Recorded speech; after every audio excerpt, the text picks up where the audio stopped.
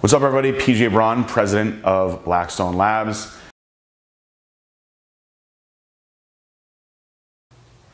What's up, everybody? This is PJ Braun, president of Blackstone Labs, and I'm doing my final check-in for the Beat PJ Challenge. This is my last day. It is Wednesday, the 19th. There's the date there on my phone, you can see. And it is 9:30 in the morning. If you guys remember, we'll show you from the first video. I started out, in the first video, it was 252 point something pounds. I actually started my diet at 258, but in the video that I did with you guys, I was 252. So we'll see, this is my final weigh-in, where I'm at now. You'll get a little peek of what I look like, and we'll see on December 1st who is going to beat me. So, without further ado, to strip off here, I may look a little skinnier than I did last time when you guys saw me. Gotta get rid of all the clothes, you know, all that weight counts here for this weigh-in. Let's see where I'm at. I will say I'm not happy to be taking my shirt off now. Like I said, I'm not out of shape, but for me, I am the heaviest I've been in a while now. I actually started dieting already, so this is me. This is what I got. Do a little turnaround. The lighting, I know, is definitely not flattering in here. There's the legs. I actually was like almost 260 pounds before I went on my honeymoon, and I started just dieting because I was like disgusted and I didn't want to be on the beach like that. So we'll see where I'm at now. It's about 5:30 in the afternoon. We're gonna get on the scale here. So it's got me at 251.8. Here's the scale.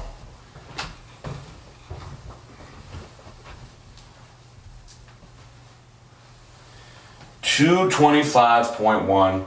I got about 0.1 pounds of clothes on between the socks and these little super tight Gasp shorts that I'm wearing. So I'd say I'm 225, but we'll call it 225.1. So that's, let's see, from 252, that's and change, nearly 28 pounds that I'm down. I think I put a little bit of muscle back on. We did a little turnaround in the first video. I'll do the same thing now. And you know, just getting a little skinnier, but we'll do some final posing shots for the video too.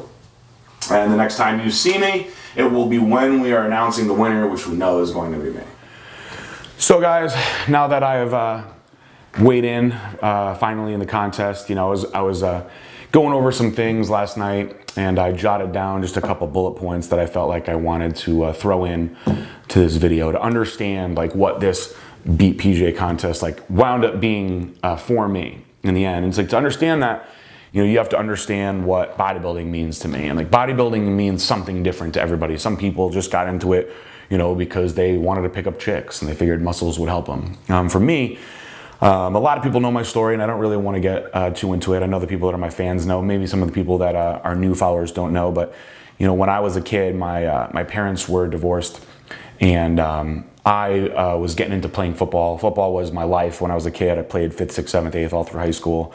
And you know, eventually I just wasn't good enough to go any farther. If I could have been doing anything right now in the world, it'd be playing football. That's how much I loved football. But when I was young, I needed to get bigger. I felt like I was nervous to go play with the high school guys, and I wanted to work out. My mom was very overprotective. She didn't want me to hurt myself.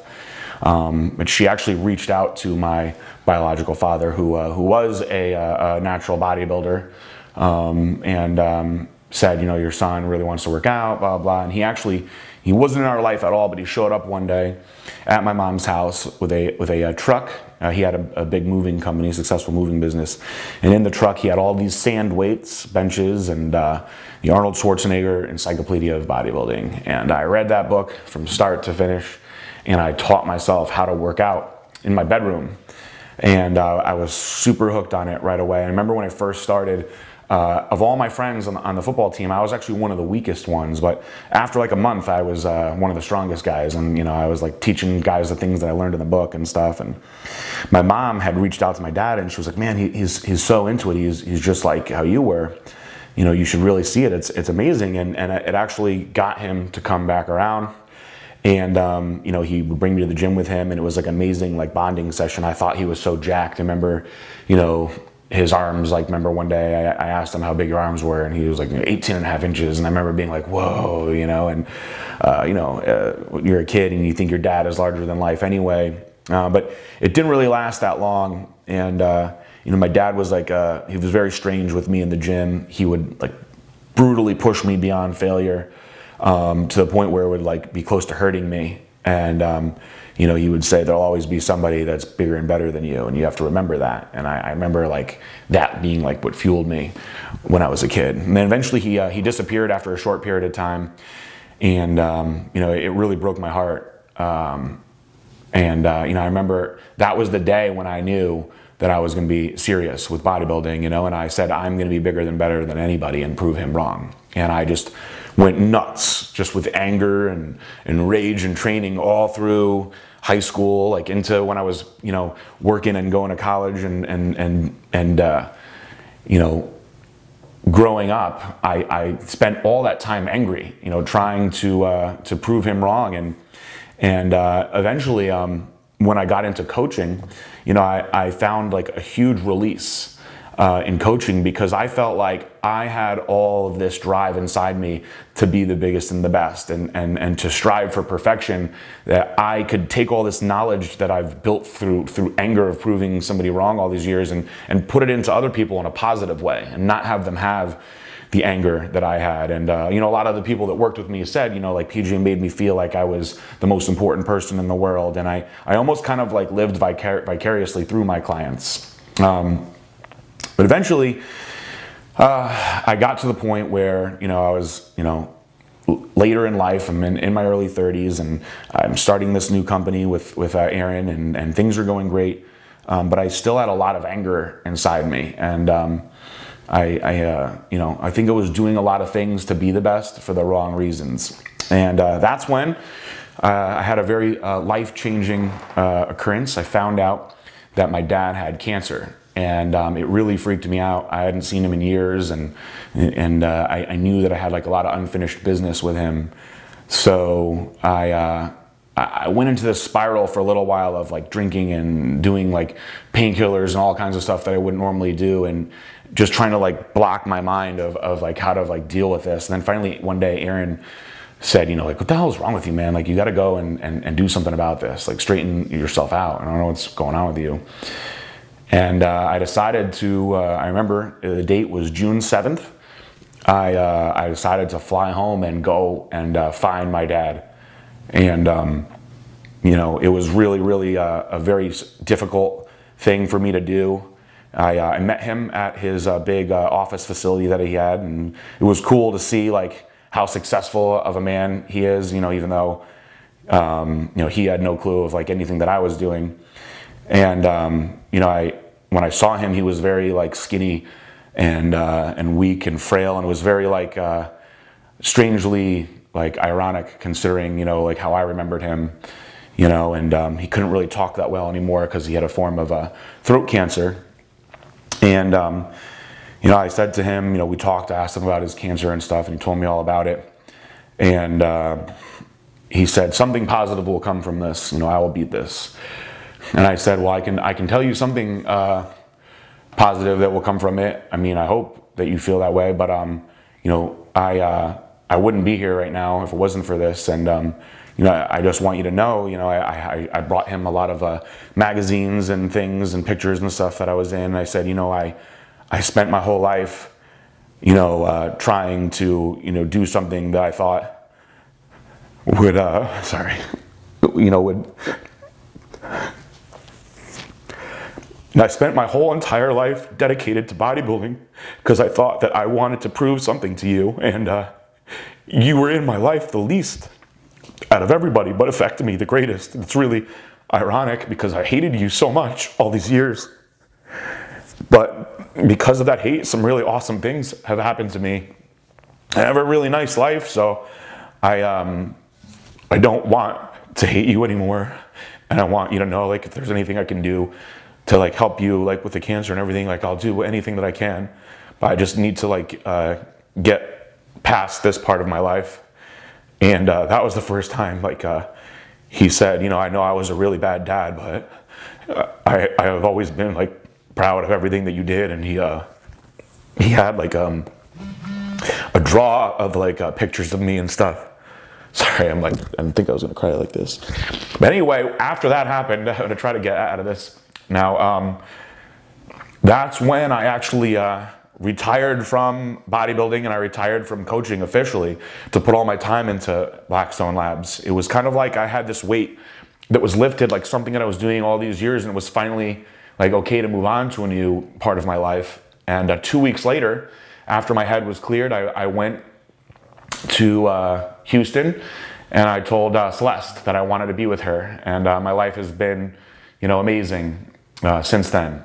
But what's happened was really funny is I retired from bodybuilding, I got rid of all that stuff, and I blew up the business with Aaron, and I was so happy with everything except for my body. Like I spent my whole life dedicated to building my body and trying to look a certain way, and I had put all that emphasis into the business and to my relationship with her, and I had this horrible shoulder injury that you guys know about.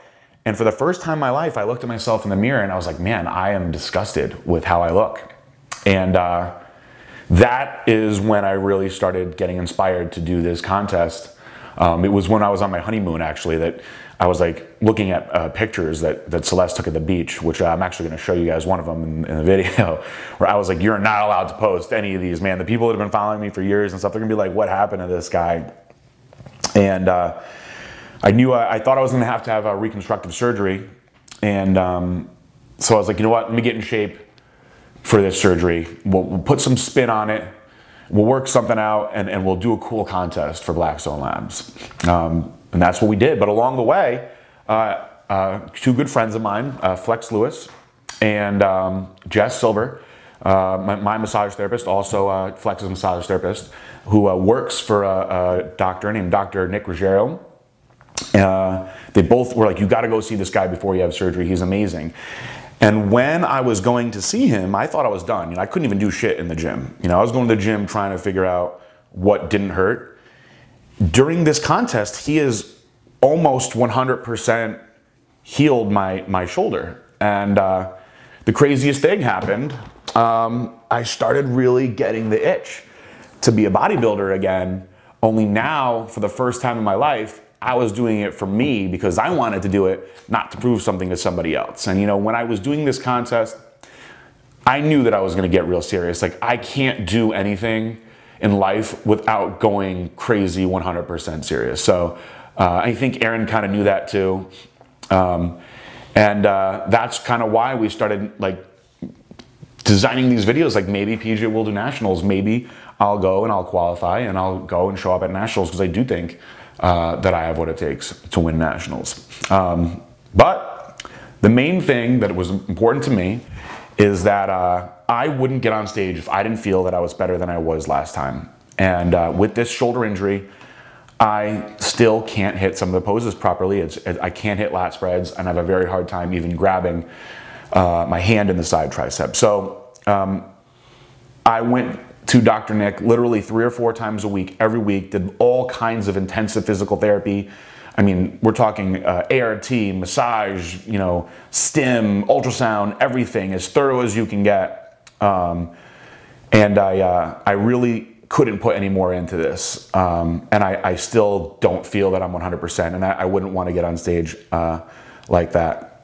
But I do have the itch, and I do plan on pursuing this.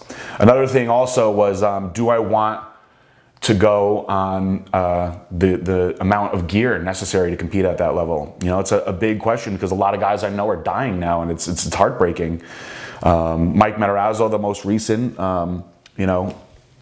there's no direct finger pointed at the steroids and the hormones, but I do think that the correlation is there. So we'll see. I'm the healthiest I've ever been.